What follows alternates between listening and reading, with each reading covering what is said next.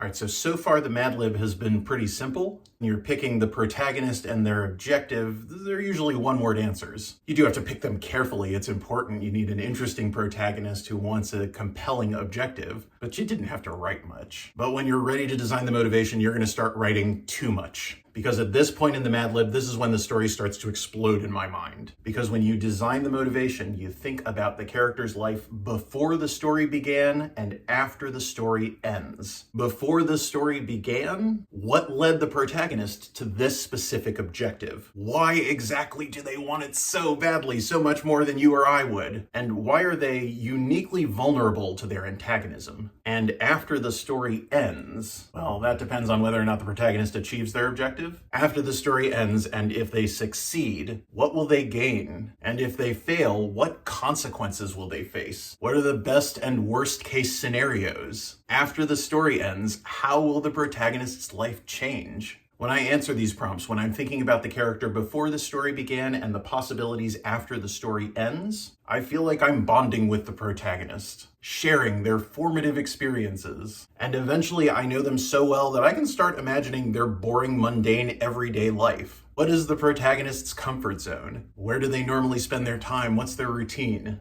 Which other characters do they regularly interact with? What's their relationship like? How do they behave together? What are the best and worst parts of their day, and why? By answering prompts like these, my story comes to life. All of a sudden it's sprouting new characters and settings and themes, and I'm not even done with the conflict Mad Lib yet.